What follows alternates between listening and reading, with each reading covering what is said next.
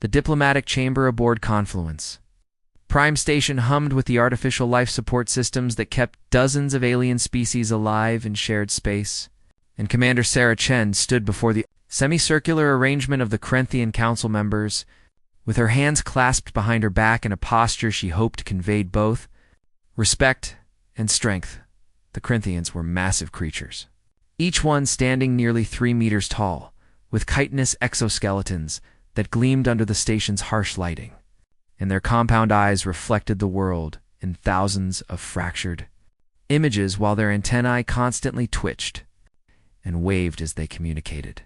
Through pheromones that human noses couldn't detect, Chen had prepared for this meeting for 6 months, studying every available record of Corinthian culture and diplomatic protocol, but nothing had quite prepared her for the dismissive way the council leader, particularly large specimen named Dekthor, regarded her delegation. Your species requests admission to the collective trade networks.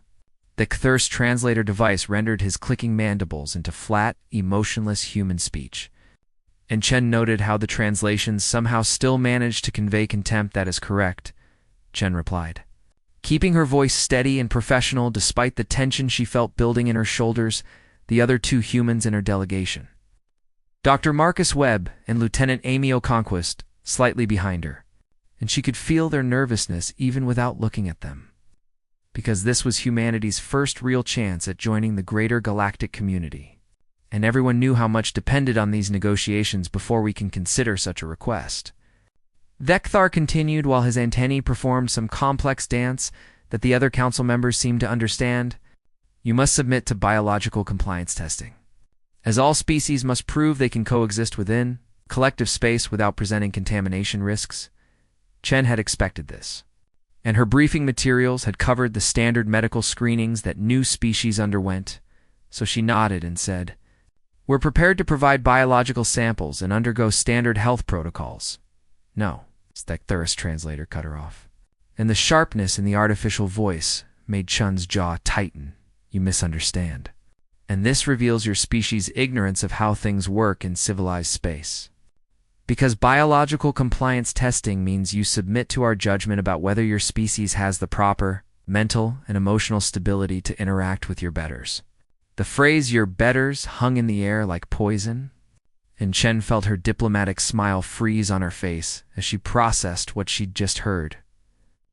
Webb shifted his weight beside her, and she could practically hear his scientific mind working through the implications of what the Corinthian had just said, while Lieutenant Okonkwo's hand moved almost imperceptibly, closer to the ceremonial sidearm at her hip. "Not that it would do any good against the station security systems. I'm not sure I understand what you're proposing," Chen said carefully, buying time to think through their options. "It is simple," another council member spoke up, this one with darker coloring and scars across its carapace. "You will remain in this chamber while we introduce controlled stressors to evaluate your psychological resilience. And if your species proves stable and submissive enough, we will consider your petition." The word "submissive" triggered alarm bells in Chen's mind, because nothing in the briefing materials had mentioned anything like this, and she suddenly realized that humanity's intelligence about the Corinthian collective might have been incomplete or deliberately sanitized. "We didn't agree to any psychological testing," Lieutenant Okonkwo spoke up, her Nigerian accent thickening slightly with stress. "And our mission parameters don't authorize us to submit to undisclosed procedures." The Cathar's mandibles clicked rapidly in what might have been laughter, though the translator rendered it as silence before he spoke again. "You primitive species always believe you have choices when you first arrive in collective space, but you will learn quickly that there is only one path forward for those who wish."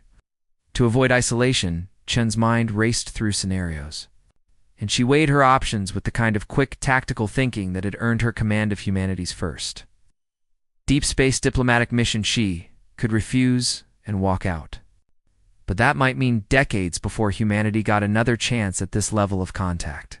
Or she could agree and hope that whatever stressors the Corinthians had in mind weren't too severe. Or she could try to negotiate better terms even though she suspected these aliens didn't actually negotiate with species they considered inferior. "What kind of stressors are we talking about?"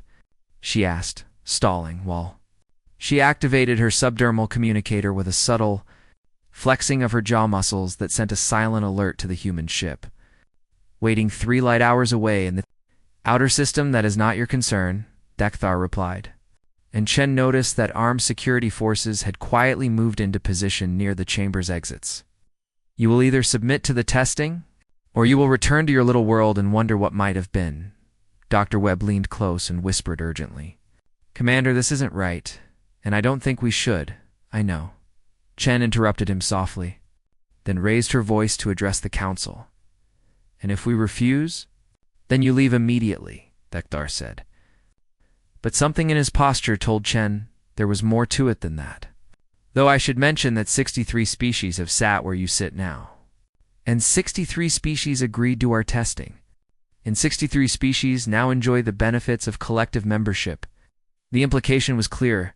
If you seeing would mark humanity as difficult and potentially hostile, which would make future diplomatic efforts nearly impossible. Chun took a deep breath and made a decision that she knew she might regret. "How long will this testing take?" "Minutes only," Dekthar replied, and now Chen was certain she heard satisfaction in the translated voice. "You will remain in this chamber, and we will observe from the control room. And then we will know if your species has the proper temperament." Lieutenant Okonkwo grabbed Chen's arm and hissed. "Commander, this is a trap, I know," Chen repeated. But she was thinking about the bigger picture now, about Earth and its teeming billions who needed access to collective technology and markets, about humanity's isolation in a galaxy full of advanced civilizations, about the responsibility she carried. But we need to see what they're really about. She turned to face the Cathar directly and said, "We'll proceed with your testing." The Corinthian council members exchanged rapid pheromone signals that made their antennae dance, and Nektar stood to his full imposing height before speaking.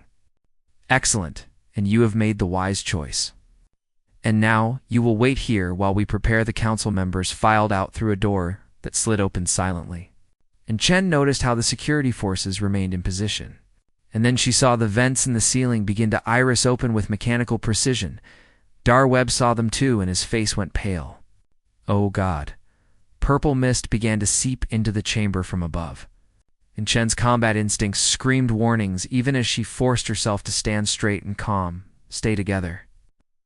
Watching as the mist descended like a living thing.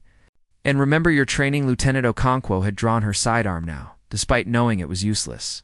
While Dr. Webb fumbled with his portable scanner to try to analyze whatever was flooding into the chamber, the purple mist touched Chen's face, and she caught a scent like burnt copper and old fear through the observation window. She could see the Ekthar and the other council members watching with their insectoid faces, impossible to read. And Chen understood with sudden horrible clarity that this was no test. This was a demonstration of power. And humanity was about to learn exactly how the Corinthian collective maintained control over its member species. Thekthar pressed his foreclaw against the control panel in the observation chamber, and the display screens lit up with biological readouts from the sealed negotiation room where the 3 humans now stood, surrounded by purple mist. "Record everything." He commanded the technician beside him, a smaller Corinthian whose job was to document these sessions for the collective archives. And pay particular attention to the moment of psychological collapse. The technician's antennae waved in acknowledgement, and his manipulator claws danced across the holographic interface as he set multiple recording systems to capture every angle of what was about to happen in the chamber. Below, through the reinforced observation window, the could see the terror.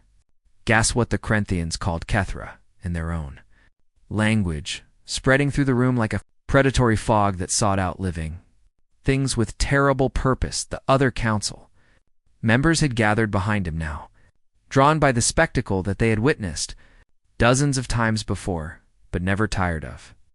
Watching because there was something deeply satisfying about demonstrating the collective's power to newcomers who didn't understand their place in the natural order, the human show.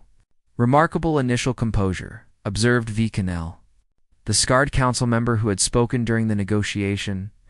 "Though that will not last, it never does," Thekthar agreed, and he pulled up the historical database on his personal display screen. Scrolling through records of previous species who had undergone this same demonstration, the Myrthany had collapsed within 8 seconds of exposure. and their ambassador had spent the rest of his life in a psychiatric facility on his home world. Unable to cope with the memories of what the terror gas had shown him, the Voltrix delegation had lasted 11 seconds before all three members began screaming, and their species had immediately agreed to every collective demand afterward. The longest recorded resistance had been the Krell, a warrior species from a high-gravity world, and they had managed 23 seconds before their leader threw himself against the chamber walls in mindless panic, beginning biological analysis, the technician reported. And data began streaming across the displays as sensors in the chamber measured heart rates, brain activity, hormone levels, and dozens of other markers that told the story of what Kethra was doing to the human body's DR, what was the first to show obvious distress. And Nekthar watched with clinical interest as the human male dropped to his knees with his hands pressed against his temples, as if trying to hold his skull together. Readings showed his amygdala lighting up like a star-going supernova, and his cortisol levels had spiked so high that the sensors initially registered an error before confirming the numbers the male specimen is entering. Fight or flight response, the technician narrated for the recording. And his rational brain function is shutting down as predicted. Lieutenant Okonkwo was next, and she staggered backward until her spine hit the wall, and her weapon clattered to the floor from nerveless fingers as her hands came up to claw at her own face. Her biological readings showed similar patterns: overwhelming activation of fear centers, massive dumps of stress hormones, respiratory rate climbing toward hyperventilation to subjects down in 15 seconds, McConnell observed with satisfaction. And this is consistent with our projections for carbon-based neural systems. Oh. But Commander Chen remained standing in the center of the chamber, and the Ktha's antennae twitched forward with interest as he focused his compound eyes on the human female. She had closed her eyes, and her jaw was clenched tight enough that he could see the muscles working beneath her skin, even through the purple mist. And then she did something that made Thark's manipulator claws pause over the control panel. She took a deep, deliberate breath through her nose, drawing the terror gas deep into her lungs. What is she doing? Another council member asked, confusion evident in the pheromone signals that filled the observation room. Unknown, Dekthar replied. And for the first time in his long career administering these tests, he felt something that might have been uncertainty. The sensors showed Chen's biological markers doing things that didn't match any pattern in the historical database. And her heart rate had indeed elevated, and her stress hormones had spiked. But her brain activity showed something the Krenthians had never seen before. Her amygdala was firing intensely. Yes, but her prefrontal cortex, the rational, decision-making part of her brain, remained fully active and engaged. This is abnormal, the technician muttered, checking and rechecking his instruments, and the subject should be incapacitated by now. Chen's eyes opened, and even through the purple mist in the observation window, the Kethar could see that her pupils had dilated to nearly black circles, and her breathing had shifted from the deep inhalation to a steady, controlled rhythm. And then she smiled. It wasn't the rictus grin of madness that some species displayed in their final moments before collapse, and it wasn't the vacant expression of a mind that had already broken under the weight of primal terror. It was a smile of recognition, almost nostalgic, as if she had encountered an old acquaintance rather than the collective's most feared psychological weapon. Impossible? Vekanal breathed, and his antennae went rigid with shock's chin, turned slowly to face the observation window, and her eyes seemed to focus directly on Dekstar, despite the one-way nature of the glass. And when she spoke, her voice came through the chamber's audio feed, clear and steady. You're going to want to vent this chamber now. The words hung in the air of the observation room, and the assembled Krenthians stood frozen in postures of complete disbelief/mind raced through possibilities. And he wondered if the humans had somehow known about Kethra in advance and developed a countermeasure. But that seemed impossible given humanity's recent arrival in the galactic community. Activated the communication system, and his translator rendered his clicking speech into human language. You are experiencing the effects of our terror gas, and you will submit to its power momentarily. Chen's smile didn't waver, and she moved through the purple mist toward where Dr. Webb knelt on the floor, and she placed a hand on his shoulder with the kind of gentle firmness that suggested she had done this many times before. "Marcus, listen to my voice," she said. And Nekthar realized she was ignoring him completely and focused on breathing. "And remember what we learned in the academy?" Dr. Webb's gasping began to slow slightly, his hands lowered from his temples. Though his eyes still showed whites all around with terror, "Count with me," Chen continued. And her voice had taken on a rhythmic quality. 4 counts in, hold for 7. 8 counts out, she demonstrated the breathing pattern while kneeling beside Webb, and incredibly, the human male began to follow her instructions. Lieutenant Okonkwo had slid down the wall into a sitting position, and Chen moved to her next, keeping her movements calm and purposeful despite the terror gas that swirled around all 3 humans. "Amy, you're okay," Chen said, and she placed her hands on either side of Okonkwo's face, forcing eye contact. "And this is just chemicals. And you know how to handle chemicals in the observation room." The technician's voice had risen to an almost panicked pitch. "Commander Thekthar, all 3 subjects are showing adaptation patterns, and their stress markers are beginning to increase the concentration," Thekthar ordered. And his manipulator claws stabbed at the controls with more force than necessary. More vents opened in the chamber ceiling. An additional purple mist poured down, and the concentration of Kethra in the air rose to levels that would have killed most species outright through simple respiratory failure. But Chen just glanced up at the new clouds of gas and shook her head with an expression that looked almost pitying. She helped Okonkwo to her feet, and then both of them supported Webb as he stood on shaking legs.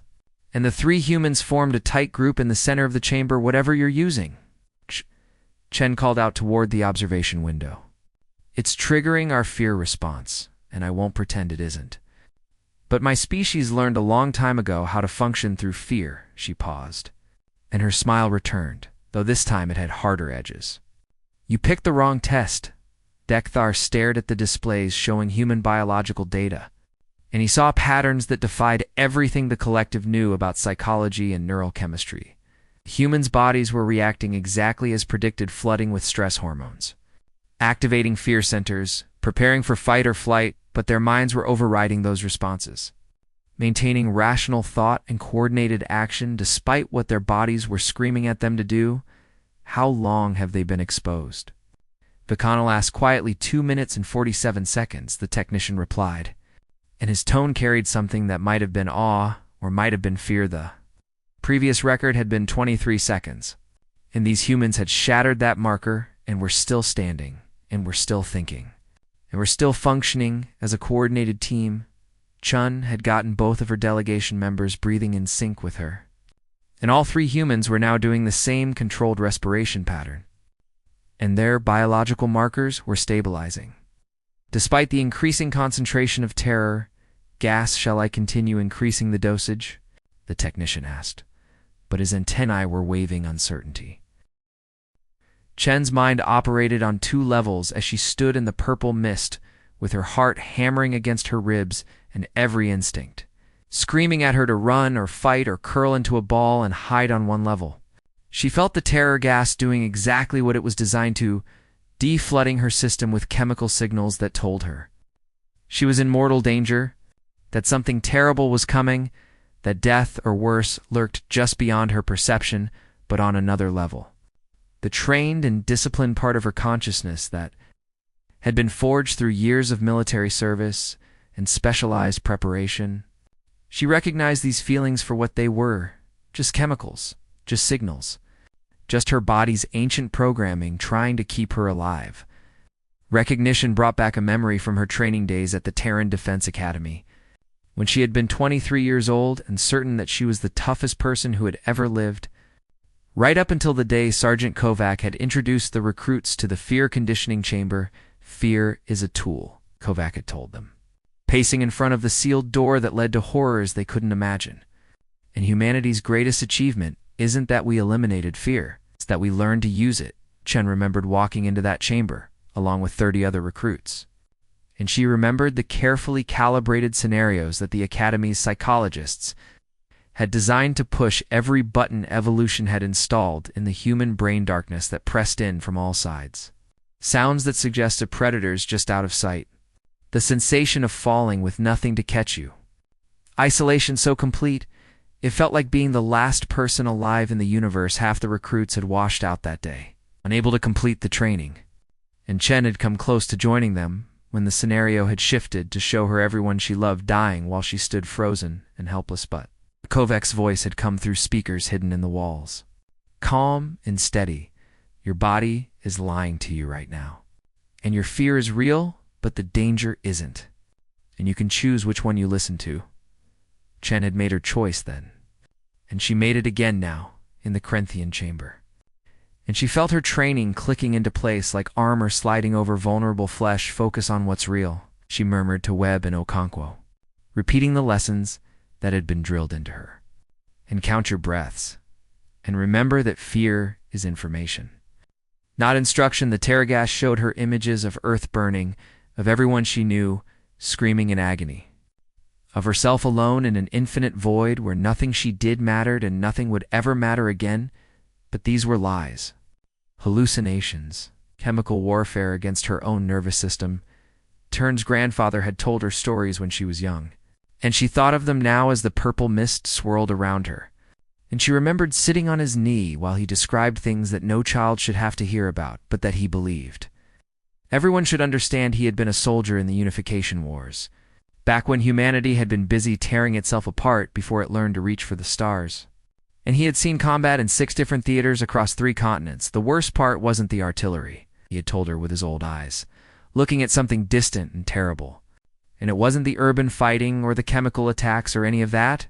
And the worst part was knowing that you had to function anyway. She had asked him how, and he had smiled sadly. You don't stop being afraid, and you just decide that being afraid won't stop you from doing what needs to be done. That lesson had seemed abstract when she was 7 years old and safe in her grandfather's house. But it made perfect sense now, as alien gas tried to convince her that existence itself was unbearable. Chen's training had included extensive study of humanity's violent history, not to glorify it, but to understand what it meant that humans had evolved on a world that tested them. Constantly, Earth wasn't a paradise planet where evolution had been gentle and cooperative, and it was a crucible where everything tried to kill everything else, where ice ages and volcanism and meteor strikes had repeatedly hammered life back to the edge of extinction. Humans had survived by becoming the most adaptable predators the planet had ever produced, and they had inherited nervous systems designed for a world of constant threat. Corinthians thought their terror gas was special, but Chen knew that humans had been dosing themselves with fear for hundreds of thousands of years. Every human alive carried the genetic legacy of ancestors who had faced saber-toothed cats and cave bears, who had hunted mammoths and been hunted by them, who had survived plagues and famines and floods, and then, when the natural predators were gone, humans had turned their capacity for violence on each other and spent 10,000 years perfecting new ways to terrify their own species. Corinthians had created one chemical weapon to induce fear, but humanity had invented thousands of them over the centuries. Nerve agents and bioweapons and psychological torture techniques refined through trial and error. Chen had studied them all during her training, and she had learned something crucial about how human minds worked. Fear didn't shut humans down the way it apparently shut down other species, and instead it kicked certain systems into overdrive, and heart rates increased to pump more oxygen to muscles, and pain tolerance spiked, and time seemed to slow down as perception sharpened. The same response that made humans freeze and panic if they didn't understand it could be channeled into hyperfocus if you knew. How, Amy? Marcus, listen up, Chen said. And she noted with satisfaction that both of them were tracking her words now, instead of drowning in their own terror. And this gas is hitting us hard, but we've trained for this kind of thing, not exactly this. Webb managed to gasp out, and his scientific mind was clearly trying to analyze what was happening, even through the fear close enough. Chen countered, and remember the deep water exercises? Understanding flickered across Webb's face, and he nodded. Shakily, the academy had run drills where recruits were submerged in darkness, while alarms blared and instructors shouted contradictory orders. And the point had been to teach them how to maintain cognitive function when every sense was being overwhelmed. Same principle. Chen continued, and your body is freaking out. But your brain can still work if you let it. She was applying techniques that human psychologists had developed over centuries of studying fear and trauma.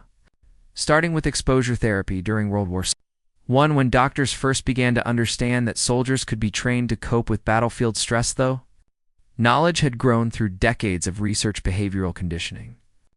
Cognitive reframing, mindfulness practices adapted from ancient meditation techniques, modern neuroscience explaining what the mystics had intuited humanity, had built an entire scientific discipline around managing fear because humans needed to function in terrifying situations all the time. Soldiers in combat, firefighters running into burning buildings, surgeons making life-or-death decisions, pilots landing damaged aircraft, explorers venturing into unknown territories. Every human culture had developed its own methods for cultivating courage.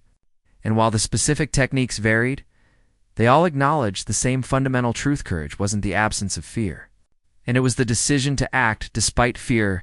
Chun could feel the terror gas pushing harder now, and the concentration had clearly increased. And new waves of panic threatened to swamp her carefully maintained composure, but she had one more tool in her arsenal. Something that the Corinthians, with their peaceful garden world existence, couldn't possibly understand. Humans had learned to find meaning in fear, and they had turned it into entertainment and art and ritual. Children told each other scary stories around campfires, and teenagers sought out horror movies in haunted houses, and adults paid money to jump out of airplanes or climb mountains or dive into deep oceans. Humans practiced being afraid, and they deliberately exposed themselves to controlled doses of terror as a form of recreation. Chun had grown up watching horror films with her friends, and she had ridden roller coasters that simulated falling to her death, and she had played video games where monsters chased her through dark corridors. All of it had been training, though she hadn't realized it at the time. And all of it had taught her that she could feel terrified and survive. We're going to get through this, she told her team. And she believed it, even as the purple mist showed her apocalyptic visions. Because humans always do. Lieutenant Okonkwo straightened her spine against the wall, and some of the steel came back into her eyes. How much longer? As long as it takes, Chen replied. And she smiled again at the observation window where she knew the Corinthians were watching. And I think we're making a point. The Corinthian Council convened an emergency session within an hour of ordering the chamber vented and the humans released. And Nekthar stood before his peers, knowing that what had just happened would reshape the collective's understanding of the galaxy. We have a problem. Vekanol stated the obvious while his antennae twitched with agitation. And these humans have demonstrated resistance to our primary control mechanism. The council chamber was a vast circular space with seating arranged in ascending tiers, and representatives from 17 different collective species had gathered to hear about the unprecedented situation. Explain precisely what occurred, demanded Shekaran, the eldest council member whose chitin had faded to almost white with age, and use language that those of us who were not present can understand. Dekthar activated the holographic display system, and images from the test chamber appeared floating in the air above the council floor.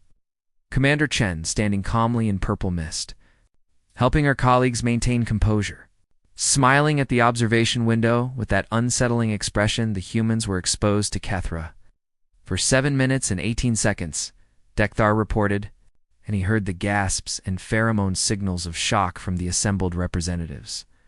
And the previous record for exposure was 23 seconds? That's impossible, someone called from the upper tiers. And no carbon-based neural system can maintain function under that concentration. Nevertheless, the Ekthar continued grimly. The humans not only maintained function, but demonstrated coordinated team behavior and clear, rational thought. Throughout the exposure, the holographic display cycled through biological readout data, showing heart rates and brain activity and hormone levels. And every graph told the same strange story: human bodies reacting normally to the terror gas while human minds somehow continued to operate. What countermeasure did they employ? Shekaran asked, leaning forward with interest. None that we can detect, Dekthar admitted. And the words tasted like failure. And they appear to be using only psychological techniques and breathing exercises. Vekanel stepped forward to address the council. We must consider the possibility that humanity represents a threat to collective stability. And a species that cannot be controlled through fear is a species that may resist our authority. You speak of elimination, Shekaron observed neutrally. And that is a serious proposal. It may be necessary, Veckanal insisted. And we cannot allow a precedent where species believe they can defy us. But another council member, Riktar, who administered several peaceful sectors, raised a manipulator claw in objection. We should gather more information before making such irreversible decisions. And humans may yet prove valuable allies if approached correctly. The debate spiraled into factions, with some advocating immediate action against humanity and others counseling caution. And Thakthar found himself wondering how 3 humans in a single chamber had managed to throw the entire collective into chaos. Meanwhile, in the medical section of Confluence Prime Station, Commander Chen sat on an examination table while Corinthian doctors ran scans with equipment that hummed and clicked and produced readouts she couldn't interpret. She had activated her subdermal communicator the moment they'd been released from the test chamber, and she knew the signal was reaching the Indomitable in the outer system despite the time lag. How do you feel? The medical technician asked through his translator device, and his antennae were performing what Chen had learned to recognize as expressions of professional concern, like I just ran a marathon while being chased by nightmares. Chen replied honestly. But functional Dr. Webb and Lieutenant Okonkwo were in adjacent examination rooms, and Chen could hear Webb's voice through the walls as he peppered the medical staff with questions about the terror gas composition. Ship-to station communication lag was nearly 6 hours for lightspeed transmissions, but Chen had sent a detailed report the moment she could, and she knew that Captain Rodriguez and the Indomitable's crew would be analyzing every piece of data she'd provided. The examination took another hour, and then Chen was escorted to quarters that the Corinthians had provided for the human delegation, comfortable enough by alien standards but clearly designed to make it difficult to leave. Unnoticed, she met with Webb and Okonkwo there, and all 3 of them looked exhausted but alert as they pooled their observations.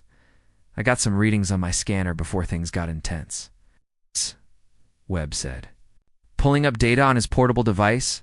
And the terror gas has a complex molecular structure. But the basic principle is simple enough.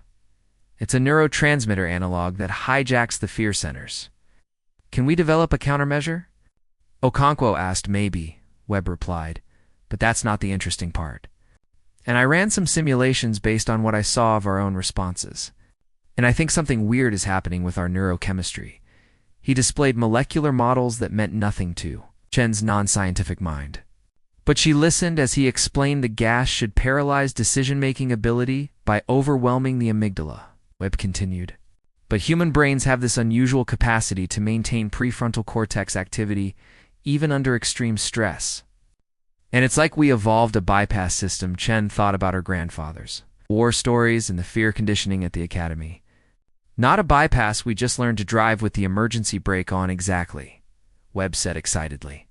And other species apparently evolved on worlds where the correct response to fear was to freeze or flee. But humans evolved on a death world where that got you killed. So we developed the ability to feel terror and keep functioning, which means, what, tactically? Okonkwo asked, cutting to the practical concerns. Webb's expression grew thoughtful. It means that in the right doses, that terror gas might actually enhance human combat effectiveness by triggering our stress response without shutting down our higher reasoning. The implications hung in the air, and Chen felt her mind racing through possibilities. 6 hours later, the response came from the Indomitable, and Captain Rodriguez's recorded message appeared on Chen's communicator with his weathered face looking concerned but determined. Commander, we've analyzed your data and Dr. Webb's preliminary findings, Rodriguez said, and our medical team has been running simulations. And the results are disturbing in several ways. Chen watched as the message continued, knowing that by the time she saw this, Rodriguez would be watching her reply that she hadn't sent yet. First, you're right that the terror gas targets fear response centers, Rodriguez explained. And second, humans appear to have an unusual resistance to psychological incapacitation. And third, this is the important part. "We think the Corinthians just revealed their primary weapon to us." The captain's expression hardened. "If they use fear as their main tool for controlling member species, then they've effectively given us immunity to their entire strategic doctrine. And that changes everything about how we approach this situation." Rodriguez outlined a plan, and Chen listened with growing appreciation for her captain's tactical thinking. "We're going to position the Indomitable at the edge of the system's mass limit," he said, "and we'll be ready to jump faster than light if things go badly. But we're also going to prepare a diplomatic package that makes clear we know exactly what they tried to do to you." The message ended with specific instructions for Chen, and she immediately began composing her response over the next several hours. The medical team on the Indomitable worked with Webb's data to produce a comprehensive analysis of human responses to Kethra, and the results were both troubling and empowering in massive concentrations. The terror gas would eventually kill humans through respiratory failure or cardiac arrest. It wasn't harmless, but in sublethal doses. It triggered exactly the kind of heightened awareness and accelerated reaction time that human special forces had been trying to induce artificially for decades. They weaponized fear, Chen said to her team as they reviewed the findings. And they didn't realize that humans weaponized it first. Thousands of years ago, she thought about berserkers in ancient Norse culture, about soldiers given amphetamines during 20th century wars, about modern combat drugs that pushed human limits. Humans had always understood that fear could be fuel if you channeled it correctly. So what do we do now? Okonkwo asked. Chen stood and straightened her uniform. "Now we make sure the Corinthians understand exactly what they're dealing with, and we show them that humanity doesn't break."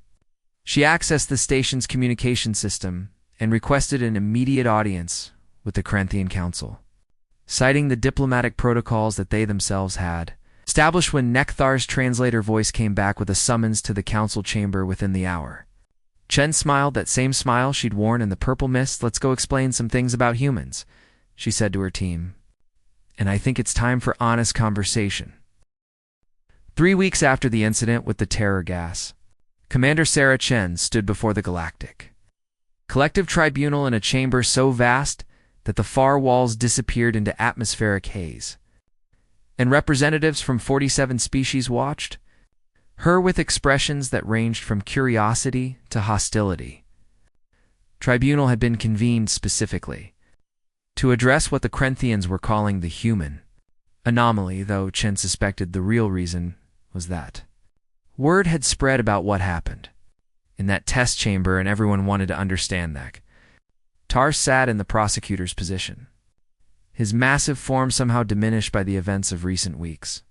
And beside him were advocates from species Chen had never heard of, some insectoid, some reptilian, some that looked like nothing Earth's evolution had ever imagined. Commander Chen, the tribunal's chief arbiter, began, her translator rendering some species' musical language into flat human speech.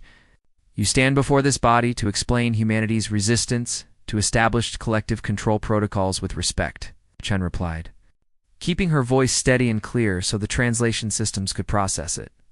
"I'm here to explain why those protocols were never appropriate in the first place." Murmurs rippled through the gallery, and Chen could see antennae twitching and tentacles curling, and whatever other gestures indicated surprise among the assembled aliens. "The Corinthians subjected your delegation to Kethra exposure," the arbiter continued. "And this is standard procedure for evaluating psychological stability of potential member species." "Standard procedure," Chen repeated, letting the words hang for a moment. "And let me tell you about standard procedure where I come from." She activated the holographic display system that had been set up for her testimony, and images of Earth began to appear, rotating views of the blue-white planet that hung in space like a jewel. "This is my homeworld," Chen said. "And I want you to understand something about it before we discuss what happened in that chamber." The display zoomed in, showing continents and oceans, weather systems that could destroy cities, volcanic activity that reshaped landscapes. "Earth is what we call a death world," Chen continued, "and I know that term might not translate well. So let me be specific. Our planet has spent 4 billion years trying to kill everything that lives on it." She pulled up geological data, showing the extinction events that had repeatedly wiped out most life on Earth. and she watched the alien representatives lean forward with interest 5 times in our planet's history. Almost everything died, Chen explained. And we have ice ages and volcanic winters and meteor impacts and plagues and predators that evolved, alongside us specifically to hunt us. The shifted in his seat. This is irrelevant too. It's completely relevant, Chen interrupted, which technically violated tribunal protocol, but she pressed on anyway. Because you need to understand what kind of species evolves on a world like that, she changed the display to show human evolutionary history. Early hominids fleeing from saber-toothed cats, ancient humans hunting megafauna. Civilizations rising and falling through war and disease. My ancestors survived by becoming the most adaptable predators Earth ever produced, Chen said. And we learned to fear everything, because everything wanted to kill us. And we learned to act anyway, because freezing up meant death. Dr. Webb had helped her prepare this presentation. And together they had crafted something that would explain human nature to beings who had never experienced anything like it. You have terror gas, Chen continued, and we respect that it's an effective weapon. But humans have been dealing with terror for hundreds of thousands of years. The display showed human history wars and disasters and horrors that made some of the alien. Representatives look away. We fought saber-toothed cats and cave bears, Chen said, and then when those were gone, we fought each other. And we spent 10,000 years perfecting new ways to terrify our own species.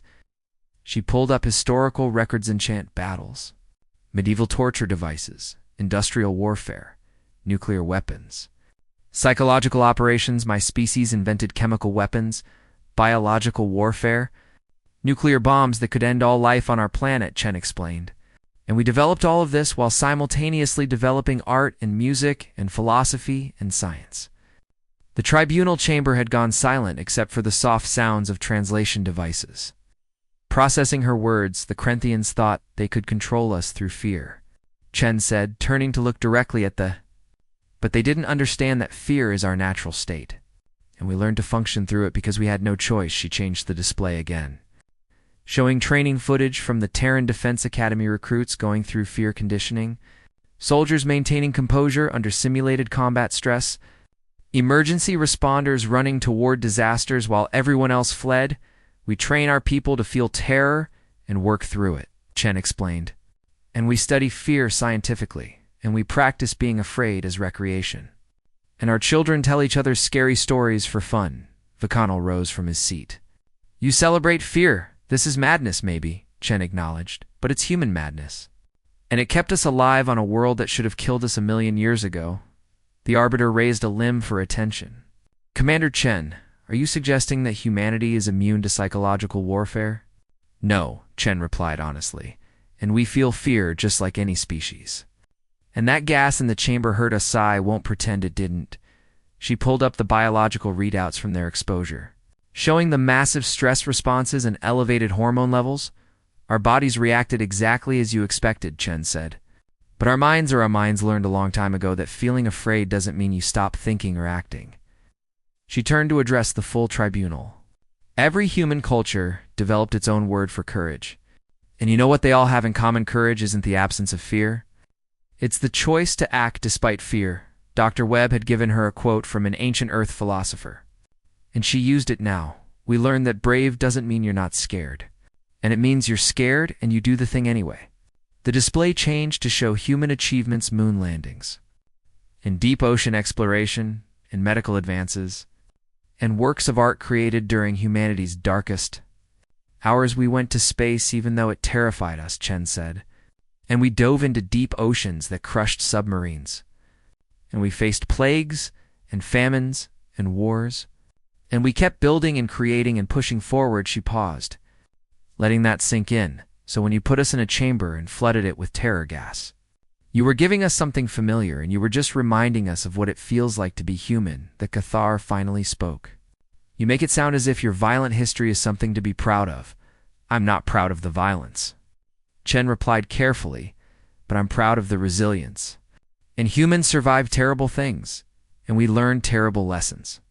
And those lessons mean you can't control us through fear alone. The Arbiter consulted with other tribunal members, and Chen could see them exchanging signals and discussing in languages she couldn't understand finally. The arbiter spoke again. The Corinthians have submitted a formal apology and offered reparations for their actions. And they acknowledge that their testing protocol was inappropriate for humanity. We accept the apology, Chen said. Though she knew this went beyond simple diplomatic courtesy. And we hope this can be the foundation for honest relations going forward. But you understand, Vacanol interjected, that this creates precedent if humans cannot be tested in the traditional manner. How do we know you will be stable members of the collective? Chen smiled. You don't. And you'll have to trust us the way we're going to have to trust you. She gestured to the holographic display one final time. My species isn't fearless. We're intimately familiar with fear. Probably more familiar than any species you've met before. And that's what makes us reliable. I don't follow your logic, the arbiter said. We know our limits, Chen explained. And we know what fear feels like, and we know how to manage it. And a species that practices being afraid is less likely to panic when something genuinely frightening happens. She thought of her grandfather's stories again. Of soldiers who stayed calm under fire because they had trained for chaos. You wanted to know if humans would be stable in your collective. Chen concluded, and the answer is yes. But not because we don't feel fear, because we learned to feel fear and keep our commitments anyway. The tribunal session continued for several more hours, with various representatives asking questions about human psychology and history and cultural practices, and Chen answered as honestly as she could by the time it ended. She was exhausted but satisfied that she had represented humanity well 4 weeks later. Chen stood in a military cemetery on Earth, back home after the longest diplomatic mission in human history. And she placed flowers on her grandfather's grave as she had done. Every year since his death, the headstone was simple: his name, his dates, his service record from the Unification Wars. You were right, Grandpa, she said quietly, though she knew he couldn't hear. And being scared doesn't mean you stop doing what needs to be done. She thought about the test chamber and the purple mist in the moment, when she'd smiled at the Corinthians because she'd recognized something they didn't understand.